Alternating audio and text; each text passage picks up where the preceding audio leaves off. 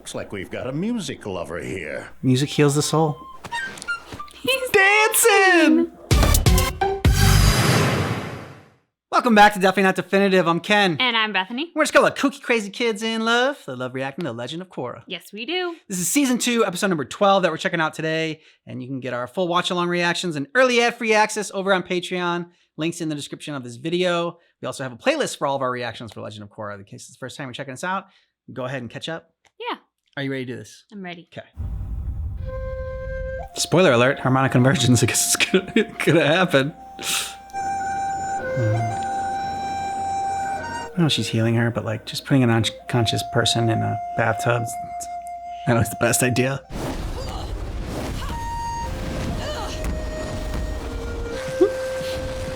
What's up with the coat? Great coat. Pimp coat. Look at that pie. It's a Varric ship. You never know what you're gonna find. There's a whole level filled with funhouse mirrors. There's also the cat gator deck.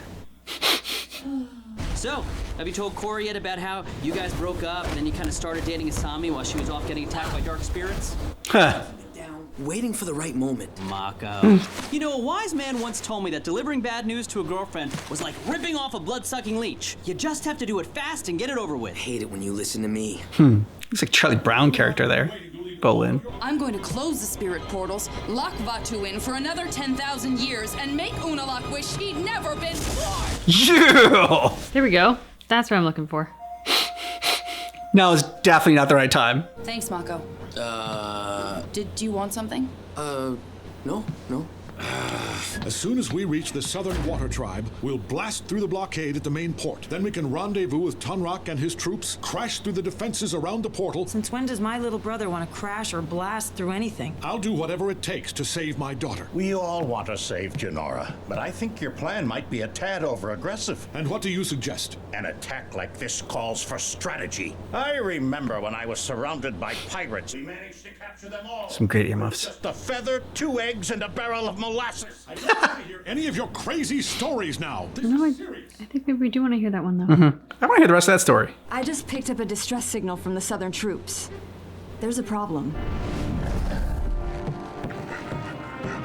Mom! I'm so happy you're here. Where's Dad? Unalaq wiped out the entire Southern resistance and captured your father. I'll get him back. Where's my mother? She's in the healing hut. So many injured. What happened? Her soul is trapped in the spirit world. How long has she been away? Almost a week. I've tried to keep her energy flowing. I can feel her slipping away. You're the only one who can help her now, Mom. How much longer can she survive like this? I don't know, but she's very strong to have lasted this long.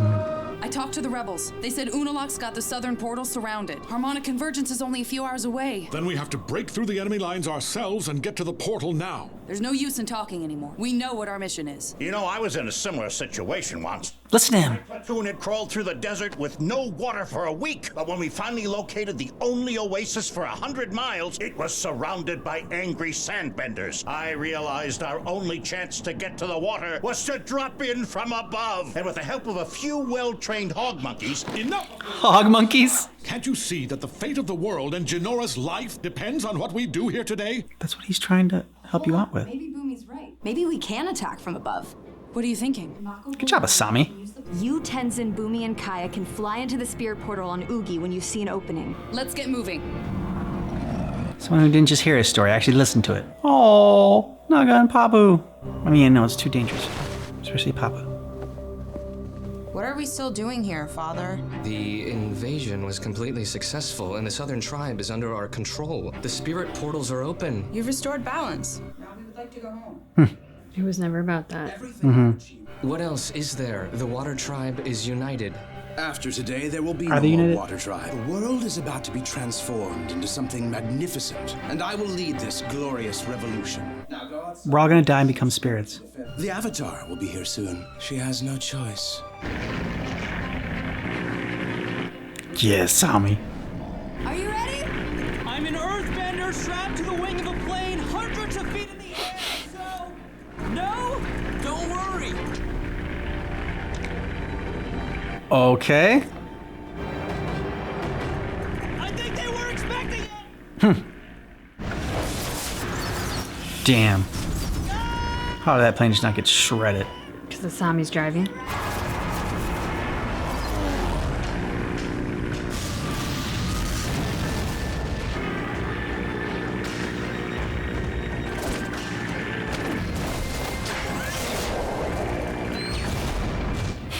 Nice. There are spirits everywhere. I don't see an opening. Let's circle around and see if we can find a way in from the other side. Oh. Holy crap. Oh no! Don't you dare. Spirits are weighing Oogie down. We're losing altitude. Get off of him, you sticky, nasty little blob of... Yeah, Boomy. Uh-oh. You're coming with me! Yeah, but, okay, that not the best plan. At least Oogie had lost some altitude. Yeah. Yep, only a matter of time. As good a pilot as she is, she can't dodge him forever. Wish Merrick was filming this! We can call it Nuptuck! Sky Warrior! Crap. Mm-hmm. They're crazy twins. Shit.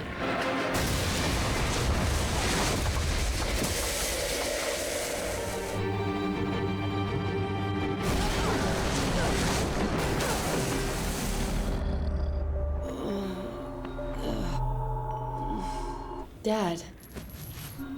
Korra, I'm so sorry. I failed you. Harmonic Convergence isn't here yet. We still have a chance. I'm not gonna do good. They haven't kept Boomy yet. You've all got front row seats for the beginning of the New World Order. You don't know what you're doing, Unalaq. Freeing Vatu won't make you powerful. It will only make you a traitor to everything good that's happened for the last 10,000 years. The Avatar hasn't brought balance, only chaos. You call yourself the bridge between the two worlds. We should live together as one. Even if Vatu escapes, I'll put him right back in his prison, just like Juan did. It's true that when Juan fused with Rava, he tipped the scales in her favor. But this time, I'll be here to level the playing field. You're gonna fuse with Vatu? Harmonic Convergence comes, I will fuse with Vatu. And together we will become the new Avatar. A dark Avatar. Your era is over. I know that you've always had a deep connection with the spirits, but you're still a man. Are you willing to throw your humanity away to become a monster? He has no humanity left. Vatu and I will be as one. No. Will be able to stand against us. You'll be nothing. You'll be his puppet like you are now. After the Harmonic Convergence, I will come for Korra. Yes, Father. I failed in every way. We've lost Jinora forever. There's still a chance. They didn't get Boomy. Exactly. See? Have faith. You gonna be friends now? Oh, you want to play some more? Well, bring it on. It's not fighting back, dude. Are you done? Play some music. The Pied Piper? Oh. Looks like we've got a music lover here. Music heals the soul. He's dancing! Naga! And Pabu! Reinforcements! Looks like it's on us to save the day. Luckily, I've got a plan. Of course you do, Boomy. That one time I saved the world with only a flute, a spirit, a Pabu, and a Naga. You've got to help us stop Unalaq. I know he's your father, but Vatu has made him completely crazy. Once he fuses with Vatu, no one will be safe. You don't know what you're talking about. Our father is the wisest man in the world. If he says what he is doing is right, I believe him. Do you? I know you I doubt want it. to. Yeah. Doesn't look like you fully believe that. Yes.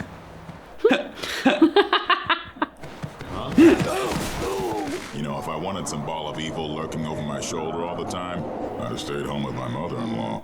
Oh. Looks like a lazy evil spirit. Follow me! It's working!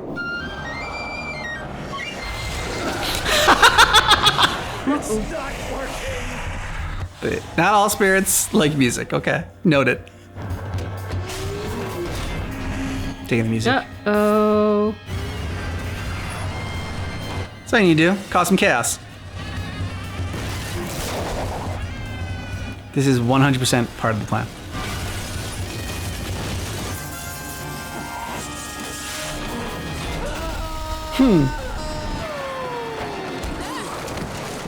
Nice! You're saved. Guys, rescue time.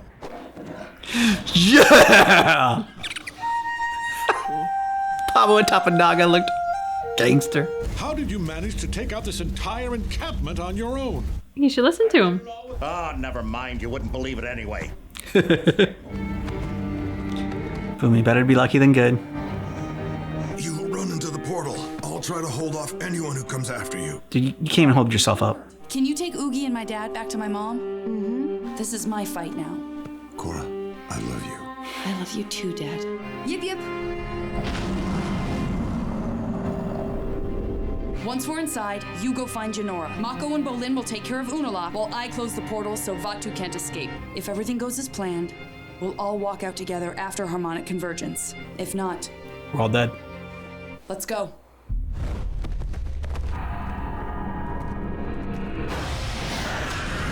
Tenzin, go find Janora.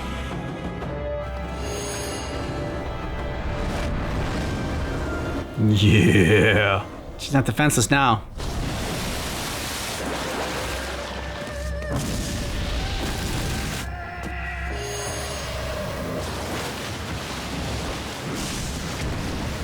Come on, guys. A little bit longer. Faster, Korra. You're running out of time, Rava. I know you feel it coming. Shit.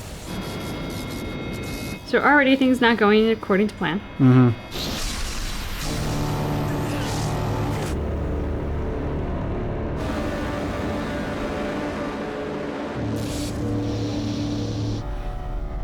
Pretty. The end of the world.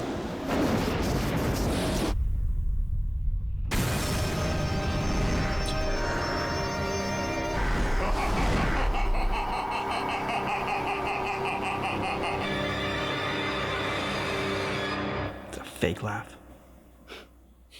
My mind hasn't changed. Unalaq can die. Rava went into the first Avatar, Wan. Like, she was tiny and there wasn't that much left of her because she had shrunk so much. Wan was kind of the dominant of the two. Vatu's not. Vatu's huge. So Vatu going into Unalaq, it's gonna be all Vatu. Vatu's personality is gonna take it over. You're just gonna be like the little host body. It's like, you know, it's gonna be complete Vatu state the entire time. It's like he's gonna be the one in the driver's seat. Not that Unalaq's charming personality was a great driver to begin with. So, No. I mean, No. But he's a fool for thinking that he's going to be like, you know, the way it is with Korra and Rava, where, True. you know, she's in charge most of the time and just like, you know, goes into that Avatar state. It's like, no, that's not how it's going to be. this is really concerning. Like, on the one hand, the logical grown-up side of me is like, well, it's fine. Like, they're going to figure it out and it's going to have a happy ending because this is, you know, a kid's animated show. It's Nickelodeon. Like, they're happy endings, so it's going to be fine. But, I mean, it's looking really bad right now. Yeah, it is. But I'm glad that we got to see, like, you know, how Boomy's story sort of pan out. And like, you know, he's not just embellishing them and making them up. It's just, these are the crazy things that he gets into and they just end up working out like in, you know, some insane fashion, not planned. He's able to save the day. As only Boomy can. Yeah, exactly. So it was cool we got to see that. And Unalaq's kids. Yeah. At what point are they going to, like, speak up? Because you can tell that they're not on board with this. You can tell that they're finally seeing through the cracks of their father's facade. Yep. And I get that it's tough. And I totally get why the son was like, no, we trust our dad. And if he says this is the right decision, it's the right decision. And I applaud them for their love, loyalty, Devotion, and yeah. adoration for their father. Because that is what you want. But like, as a parent, you also have to be worthy of that. And their father is no longer worthy. And they have to, at some point, speak out against it. Yeah, it's tough because I mean, like sometimes you see your growing up, you see your parents as like, you know, superheroes or whatever, and they can do no wrong, and they have all the answers, and they're the smartest person that I know, and like, you know, they the most powerful person I know, like all the great things you want to say, and you know, then there comes a time when you realize that they are human and they have flaws like everybody else does. It sucks to have that go from like, okay, they're not superheroes to like, hey, they're like normal people, to like where they're coming from. It's like, oh, he's a superhero. I mean, because he really can do like superpowers. I mean, they can too, but still. to, oh no, he is like evil incarnate. Yeah. I mean, that's a pretty drastic swing. So it's tough enough when you have to go from like, oh, like superhuman to just human, but superhuman all the way over to villain is even tougher. So it's a lot longer to get over there and come to terms with that. But they don't have that luxury of time. No, they don't. So like, just saying, they're on the clock. They got to make these realizations real quick now. Yeah, they definitely do. Because I have a feeling it's going to come down to that. I'm not sure in what fashion, and I don't know if like one twin's gonna like sort of inform the decision of the other, or if like they're hive mind, they're just gonna like both decide at once. They're gonna give each other a look and just gonna kind of know. I don't have any guesses as to what they're gonna do to stop their father, but yeah, they're definitely gonna play an integral part in his downfall. Yeah, I mean, because right now Korra had a wonderful plan. It has already gone to hell. Mm-hmm. It is already not going to work, and they have no more power in there than what they're currently working with. So it's going to take something from the outside, I feel like, coming in and giving them that like ace up the sleeve. And to your point, it would be nice to believe that it'll be Rava, but Rava compared to Vatu size wise, when like she kind of had that with Juan, I mean, maybe she'll have grown since then because the world's gotten better, but I don't know, like all evidence to the contrary in the state of the world. So it feels more like, no, she is in the form that we last knew her in, and Vato's huge, and so I don't think she's going to be the ace up the sleeve. No. And so we gave Mako a lot of shit last episode, and I think rightfully so, but like this one, I want to give him a little bit of slack because while I don't think he should have at that time like acted like everything was okay, he should have been like, hey, there's that we should talk about, and like, again, take a step back. I'm like, there's a lot of things we should talk about right now. Now's not the time. I know we gotta get going, but like, there's some issues that we need to work through and everything before like just saying, oh no, everything was fine, and like kissing her. Like we already dumped down him for that. But for this one, I think he was right in not addressing it with Korra, not just because she was like murderous at that point and was gonna would knocked his head off. But also, I mean, you have your head in the game, and she's focused. She's on a mission. This is the end of the world kind of stuff that we're dealing with right now. She can't then all of a sudden like be dealing with like relationship stuff. You're rightfully giving credit to Mako. I'm going to give even more credit, I think, to Asami, who has once again been jilted, who's once again been cast aside, her feelings. Nobody's really concerned or checking in on her. Mako's going back to playing like the dutiful boyfriend, whether or not that's where his heart lies, who knows, but he's going back into that role at a time where for Asami, it could feel very painful, emotionally turbulent, upsetting, unclear, and confusing. She has completely set aside her own personal baggage, her own feelings, and what's going on in her life to be there for the team and to show up for this moment. She's the one going, you know what? There are bigger things at hand than my little world right now, and I'm going to show up for it. I'll deal with my stuff later. So that's just incredibly mature. And I got to give her a lot of credit because she was an unfortunate, I would say, kind of victim in this scenario because the worst thing she did was take a second chance on Mako. Had he not jilted her, we would have been sitting here going like, oh, they're meant to be together. Didn't work out that way. So like the worst decision she made was giving him a second chance. But that's, outside of that, she really is the victim of this little love triangle once again. Absolutely right to give Sami props for that. Just to clarify, I wasn't giving Mako props. I was giving him slack. I was saying that, like, I get why he didn't do it, and I'm not going to, harp on him and say that he was wrong, and so you got to tell the truth always, like, right away. Like, I said right away he did. But you got to tell the truth, like, right in this moment, like, right now. But, like, I understand why right now he's not doing it. So I was just giving him slack. I wasn't necessarily giving him credit. Asami does deserve the credit for all the reasons you stated. I will say that to what Mako said about bullying, because I feel like that's such a human thing that he said, which was, I'm waiting for the right time. Like, how often when we are in a tough situation or we have something difficult to say or difficult decision to make, do we think like, I'm going to wait for the right time. Like, now's not the right time to make the decision. Now's not the right time to say my piece. I'm going to wait for the right time. In reality, there really is no right time. Yeah, that's true. But Mako at least recognized the wrong time. Yeah. And that there is credit to that. That's a good point. There's no right time, but there definitely is a wrong time. And so usually the wrong time happens when you wait a little bit too long. Which Mako's in danger of. Yeah. I mean, it is very possible that if Korra saves the day and Unalaq is defeated, that somehow everything could come rushing back to her, any bits and pieces that she doesn't have yet. And I'm willing to bet she's not going to be happy with him when that happens. But at the same time, his chance was in the instantaneous reunion. So he doesn't really have that opportunity now. It'll be after. And if all her memories don't come flooding back and he has a chance to have like a real grown-up conversation with her, that will hopefully be a good time. Also, once again, Naga and Pabu save the day. That's why they leave them behind, so they can come in and they can save them when the plan inevitably goes to shit and they get caught. Naga's there to save them. I just love their team up. Like Naga is so big and he really is like fierce and imposing. And then Pabu is just so tiny and adorable, but thinks he's a badass. Knows he's a badass. It's totally like, if you're a dog person, you'll probably be familiar with the idea. If you've had both large and small dogs, large dogs think they are lap dogs, but they will defend you, and so they can look really fierce, even though they're kind of like big teddy bears. And then it's the little guys, it's like the Chihuahuas and the Terriers of the world that think that they are, Rottweilers and Dobermans and big fierce animals. I kind of feel a little bit of that with Naga and Pabu, only Naga really delivers on it when Naga shows up, because Naga's got that size and intimidation factor, and Pabu is just kind of like the look. But it's a look that's very effective because, I respect it. Yeah. And Naga came in and just knocked the two heads together.